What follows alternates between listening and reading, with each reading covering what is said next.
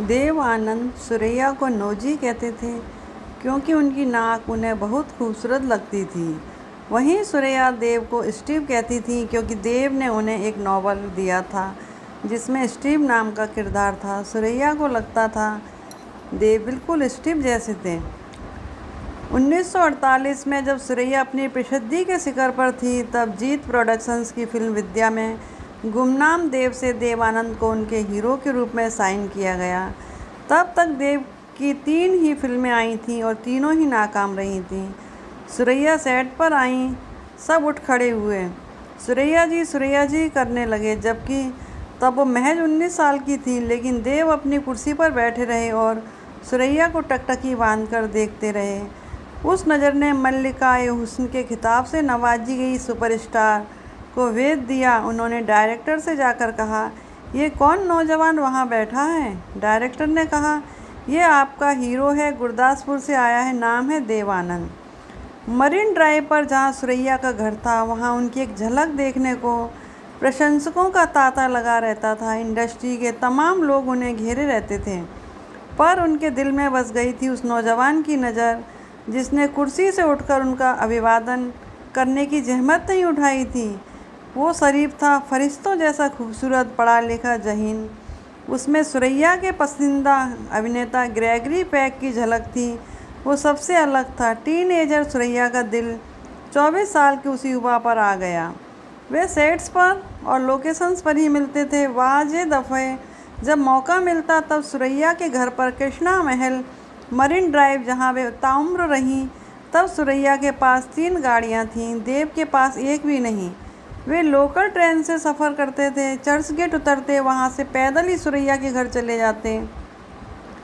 युवा प्रेमी देर तक बतियाते, हाथों में हाथ थाम लेना भी तब मुकद्दर की बात थी क्योंकि सुरैया की नानी पूरे समय उन पर नज़र रखती थी। फिल्म अफसर में एक दृश्य था जिसमें देव आनंद को सुरैया की आंखों को चूमना था। सुरैया राजी थी, लेकिन सेट पर मौजूद नानी इसके लिए कभी तैयार नहीं हो सकती थी। तब उन्हें किसी बहाने चंद मिनटों के लिए स्टूडियो से बाहर ले जाया गया और तुरंत फ्रंट में वे शॉट लिया गया। लेकिन शूटिंग के बाद बातें कैसी हों, तय किया गया कि हर शुक्रवार रात को एक निश्चित समय देव टेलीफोन करेंगे। सुरैया ठीक उसी समय टेलीफोन के इर्द गिर्द मौजूद रहेंगी। दोनों प्रेमियों में सरगोशियों के साथ बातें होती जो अक्सर अधूरी छूट जाती क्योंकि अंदेशा था कि नानी चली आएंगी और पूछेंगी, इतनी रात किससे बातें करती हो? वाजे दफ़े वे खत लिखते और ख़त पकड़े न जाएं, इसलिए उन्हें डाक से नहीं भेजा जाता। सुरैया की करीबी दोस्त दुर्गा खोटे और कामनी कौशल तब काशिद की भूमिकाएं निभाती थीं। कामनी खुद उस समय दिलीप कुमार की मोहब्बत में गिरफ्तार थीं। जब प्यार परवान चढ़ गया और साथ जीने मरने के इरादे जाहिर कर दिए गए, तब देव साहब सुरैया के लिए हीरो की एक अंगूठी बनवाई। उसके लिए उन्होंने अपने दोस्तों से पैसे उधार लिए थे।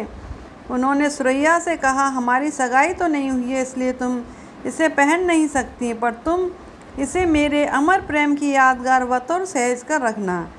पर नौजवान लड़की उस बेशकीमती अंगूठी को पहनने से खुद को रोक नहीं पाई। नानी की नज़र उस पर पड़ी, राज खुल गया। नानी ने अंगूठी को छीनकर समंदर में फेंक दिया।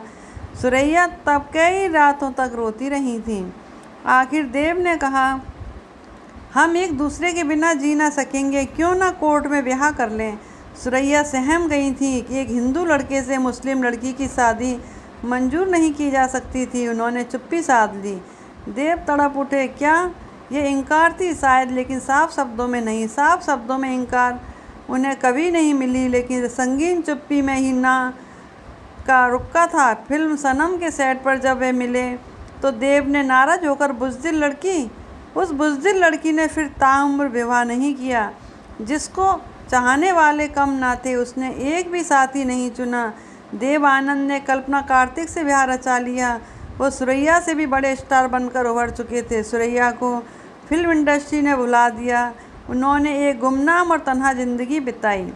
1972 में एक इंटरव्यू में सुरैया ने कबूल किया कि भूल उनकी थी। वो कोई फ़ैसला नहीं कर पाई और हिम्मत नहीं जुटा पाई, लेकिन उन्होंने देव आनंद के तमाम खतों को सहेज कर रखा था। किसी और से विवाह क्यों नहीं किया? पूछने पर उन्होंने कहा, मेरी नज़र में केवल देव बसे थे। बहुत सालों के बाद 1978 में देव और सुरैया एक फिल्मी पार्टी में एक दूसरे से टकरा गए। टकटकी बांधकर अपने पुराने प्यार को देखते रहे, पास गए, कुछ बातें की, तभी कैमरों के फ्लैश चमक उठे। तन्हाई में मिलने, बातें करने का उनका मुकद्दर शुरू से ही नहीं था। मरीन ड्राइव के जिस कृष्णा महल में देवानंद चर्चगेट स्टेशन से उतरकर पैदल ही सुरैया से मिलने जाते थे, फिर रोज़ रात सालों साल अपनी गाड़ी में उस घर के सामने से निकलते रहे, लेकिन वो सब कुछ भुलाकर ऐसे आगे बढ़े थे कि फिर कभी उस देहरी पर कदम नहीं रखे। देवानंद अत्यंत अनासक्त व्यक्ति थे, पर काश चंद मर्तबा जाकर सुरैया से मिल आते, क्योंकि प्यार निभाने की चीज़ें ब्याह करके साथ रह पाना सभी प्रेमियों के नसीब में तो नहीं होता। सुरैया की मौत 2004 में हुई। मीडिया के कैमरों को तलाश थी कि जनाजे को कंधा देने देवानंद आएंगे, पर वो नहीं आए। बहुत समय के बाद सिमी ग्रेवाल से बातचीत में उन्होंने कहा, मैं आता तो मीडिया मुझे घेर लेता, तस्वीरें उतारी जाती, एहसासों को बेचने की कोशिश की जाती, सवाल पूछे जाते। दुख की भी एक गरिमा होती है। मैं उस दिन अपने कमरे में सबकी नज़रों से दूर अकेला ही रहा। सुरैया देर से अलगाव के बाद पूरे 50 साल जीवित रही थी। ये आधी सदी उन्होंने कैसे बिताई किसे पता। तबस्सुम ने एक बार उससे पूछा था, आपा कैसी हो?